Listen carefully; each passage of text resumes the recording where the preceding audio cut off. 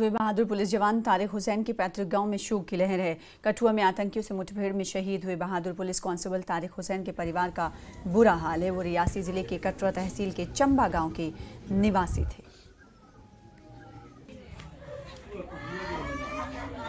शहीद के आबाई गांव में शोक की लहर है। मातम पसरा हुआ है। जैसे उन्हें खबर मिली कि उनका अपना लाल नहीं रहा, इनकाउंटर में मुठभेड़ में शहीद हुआ, सभी की आंखें नम दिखाई दी जी।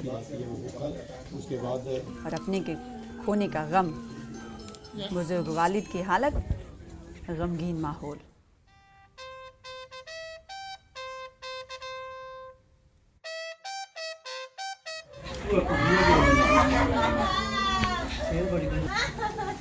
कल रात 11:30 मुझे फ़ोन आया। एक मेरे भाई का ही मामे का लड़का है, उसने फ़ोन किया कि ऐसे ऐसे बात हो गई है, तारिक को गोली लगी है और वो शहीद हो गया है।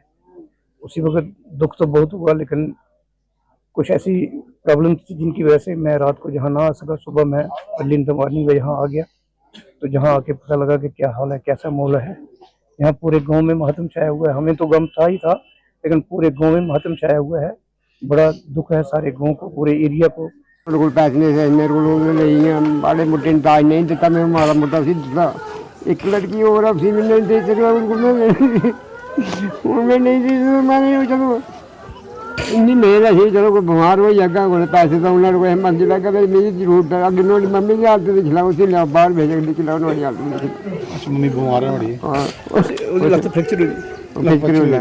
कमाने लई है माती है कि हमारे तो सापे त्याड़ी रंदे की त्याड़ी मारे के करना राशन कार्ड साढ़े वो किना जगत नौकर है जरा भी उगेंगे वो बने लेकिन वो पूरा मुल्ला ले मारे और नहीं कोई गल नहीं गई। बिजली बिल भी मारे वो पूछता सारी 1240 बिजली बिल देता मैं कुछ दे गरीब बंदा मारे। कल शाम को हमें पता चला कि एनकाउंटर में ये तारिक हुसैन जी इंजर्ड हुए हैं, लेकिन हम तो यहाँ घर तक आए, लेकिन हिम्मत नहीं थी इनके फादर साहब से बात करने की।